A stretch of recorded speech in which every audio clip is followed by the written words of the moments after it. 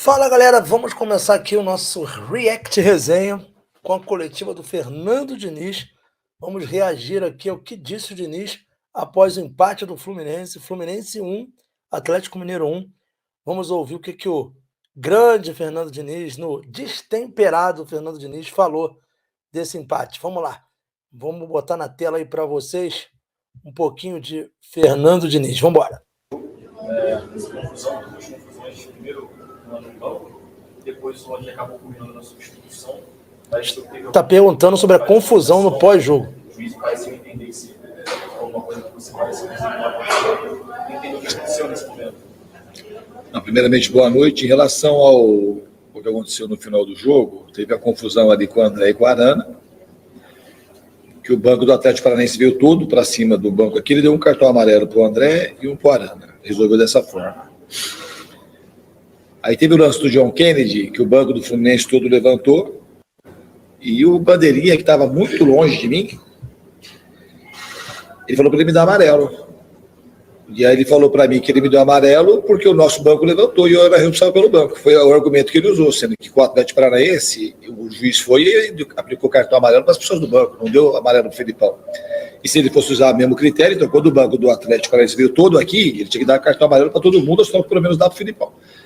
E a minha reclamação com o bandeirinha foi essa, o argumento que ele usou. Agora ele está usando um argumento que eu reclamei assintosamente, mas não foi isso que ele falou. Porque todo mundo reclamou, de onde ele estava não dá para saber nada do que foi falado, ele estava muito longe da gente.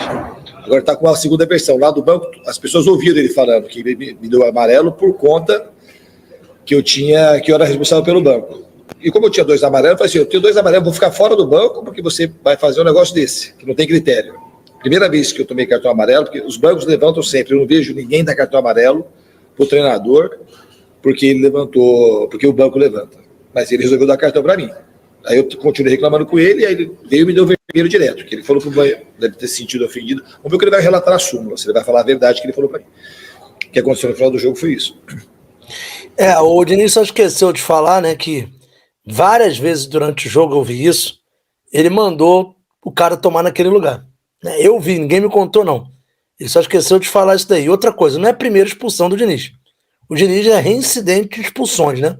Ele tem que se controlar. Ele ficou totalmente destemperado quando ele levou o segundo cartão e continuou reclamando até tomar o cartão vermelho. Muito bizarro ele falar isso daí, mas vamos embora. Boa noite, remoção do Canal News. Hoje estamos dentro de treino, né? Da FIFA é normal, a gente vê algumas mudanças, algumas coisas diferentes. Hoje a gente percebeu já o Cano um pouquinho mais fora da área. Tá falando do Cano. Queria saber se foi de fato a sua intenção sua, afastar o Cano da área, qual foi a sua ideia nesse sentido e até que ponto deu certo?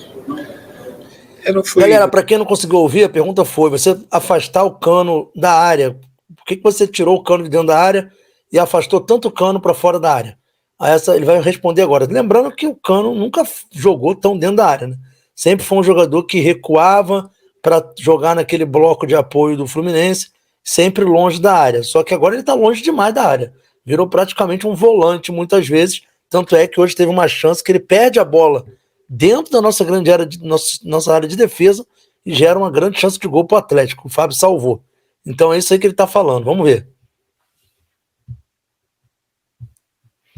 Muito afastar o Cano da área. Quando a bola está muito longe da área, não tem por que o Cano ficar perto da área. Tem que estar perto da área, os jogadores, quando a bola vai ser cruzada, quando ele vai estar perto para fazer o gol. E ele está mais à vontade com o time, e em alguns momentos ele percebeu que tinha espaço para ele recuar, e foi mais intuição do Cano. E é muito válido isso, é uma questão dele se sentir, de fato, mais à vontade para jogar um pouco mais recuado. Mas não foi uma orientação tática dele ficar recuando para poder jogar como se fosse às vezes o meia. A intenção não era essa, não. Isso aí eu discordo do Diniz, né? Isso aí é um beabá básico do futebol. O atacante, se ele fica, em vez dele recuar para contribuir lá com o sistema defensivo, se ele fica um pouco mais, ele segura o zagueiro também. Ele vai segurar um zagueiro com ele, né? O zagueiro não vai avançar tanto se um centroavante tiver a característica de ficar mais do que voltar para marcar. A gente sabe que o futebol moderno tem isso hoje, do atacante recuar, ser solidário com os companheiros do sistema defensivo, mas tem coisas que são beabá do futebol, né? Eu não estou querendo comparar o futebol de ontem com o de hoje, mas o Haaland, por exemplo, não é um centroavante que recua como o Cano recua para ajudar o sistema defensivo. Ele é um centroavante que, no mínimo, quando ele recua, ele fica ali no círculo central do campo de defesa, né? E o Cano não. O Cano, muitas vezes, na maioria das vezes, fica dentro da própria área do Fluminense para tirar a bola de cabeça com 1,5 m. Então a pergunta ela é pertinente e o Diniz diz que foi intuição do Cano, mas eu não acredito que tenha sido intuição do Cano, tanto é que ele dá uma explicação logo depois dizendo, não, ele tem que estar na área quando o time estiver atacando. Defendendo não vai adiantar ele estar na área, vai adiantar. Ele vai segurar o zagueiro, né? Vai impedir que a primeira linha do adversário ataque o nosso campo. Mas enfim, isso aí é a opinião do Diniz. Vamos lá. Diniz, queria que você falasse o que você acha que deu certo no jogo do Fluminense hoje, o que deu errado, também comentasse a ausência do Marcelo, o que aconteceu com ele. Marcelo teve uma virose. O que deu certo e o que deu errado e a situação do Marcelo. Já estava passando mal de manhã, ele viajou com a intenção de que ele pudesse de repente jogar se ele melhorasse, mas acabou que ele até teve uma melhora no meio da tarde, mas mais perto do jogo ele voltou a piorar, estava febril e com muita dor de estômago. A gente resolveu não colocar porque ele não estava em condições de jogar. Em relação ao jogo, achei que foi um jogo equilibrado, mas um jogo que o gramado, infelizmente, ele prejudicou o jogo, as duas equipes. O Atlético tem um bom time também, com poucas oportunidades, e a gente jogou com o Lelê, como jogou lá em Goiás, um pouco mais perto do Cano e perto do gol. A gente ficou com mais jogo do lado esquerdo por conta do Keno. Então acho assim, que a gente conseguiu marcar muito bem, neutralizar, conseguiu subir bem a marcação, a maioria das vezes com muita correção. Mas assim, eu acho que o campo prejudicou um pouco o jogo nosso, também do Atlético, e depois do segundo tempo, eu acho que quando a gente colocou 2 pontas, 2 meias nas pontas, para jogar com um pouco mais de aproximação, que é uma característica mais forte do time, acho que a gente começou a ter mais volume, perto do final do jogo, estava mais perto de fazer o segundo gol do que o Atlético. A leitura que eu faço do jogo é essa.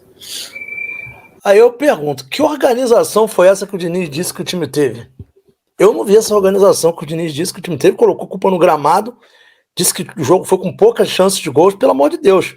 Só para vocês terem uma ideia, o Fábio fez, aqui ó, dados que a gente tem aqui, tinha colocado os dados individuais, ele tá ali, ó, o Fábio teve 4 defesas difíceis, galera.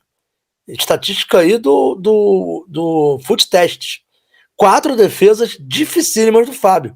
A gente pode falar várias aqui, teve aquele chute do Paulinho, que ele pega com uma mão, uma defesaça, teve aquele chute cruzado do Hulk que ele defendeu, teve a letra que o Paulinho deu dentro da pequena área que o Fábio salvou, aquela bola de letra, teve a chapada do Zarate no ângulo que ele foi buscar, ou seja, que poucas oportunidades foram essas que o jogo apresentou. O Fluminense sim, o Fluminense teve talvez ali chance clara de gol, além do gol, né, que o Fluminense teve, acho que nenhuma grande chance de gol o Fluminense teve, né? Então assim, teve 4 chutes no gol, mas nenhuma grande chance. Então ele dizer isso, que teve poucas chances pro Fluminense, né, Diniz? Pelo amor de Deus, vamos lá, vamos continuar. Diniz, Boa noite. Hoje foi o 8º jogo seguido do Fluminense, sofrendo gols, tendo sua defesa vazada. Eu queria que você fizesse uma análise. Qual é o peso dos desfalques nesse retrospecto negativo? O Fluminense vinha tendo uma consistência defensiva muito grande, mas tem sofrido, mesmo quando vence, tem sido vazado, tem tido essa defesa vazada. A que você atribui isso? Se é uma questão dos desfalques, enfim. Eu não acho. A análise da defesa a gente tem que fazer o número de chances que se oferece para o adversário. Hoje, acabou que o gol do Atlético foi um gol contra. Se tiveram mais uma ou outra oportunidade, principalmente chute fora da área. Então a equipe defensivamente se comportou bem. Teve jogos que a gente não foi vazado, que o Fábio fez um monte de milagre. Então o futebol não dá para explicar por essa lógica numérica. Eu acho que a equipe defensivamente hoje ela foi bem. Faltou ter um pouco mais de inspiração para criar mais chance de gol, mas defensivamente a equipe foi bem. Contra o Goiás, a gente também não foi meio... No segundo tempo a gente acabou cedendo um pouco mais de espaço e tomamos um gol de bola parada, que estava sendo o nosso ponto forte até o jogo do Botafogo, que foi quando a gente começou uma sequência um pouco mais negativa. A gente tinha ficado 27 jogos sem tomar gol de bola parada.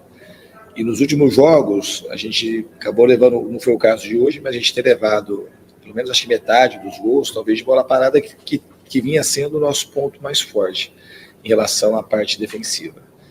Então a gente vai continua treinando, continua corrigindo e acredito que em breve a gente vai vencer sem tomar gols.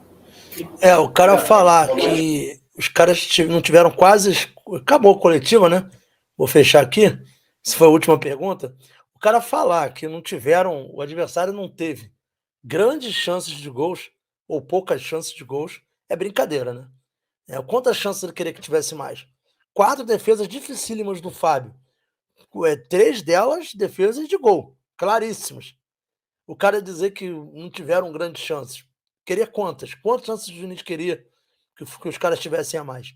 Enfim, melancólica essa coletiva do Diniz, mais uma coletiva que está muito à margem da realidade, né? Mas foi isso que o Diniz falou, vocês viram aí, a coletiva do Fernando Diniz.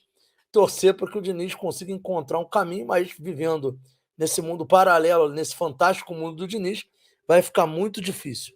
Então esse foi o react aí da coletiva do Diniz. Se inscreva no canal, se inscreva no canal, é muito importante, galera. Aqui. Se inscreva no canal, ativa o sininho das notificações, é muito importante. Deixa o like nesse vídeo, compartilhe esse vídeo para nos ajudar. Valeu? Saudações tricolores, dias melhores virão.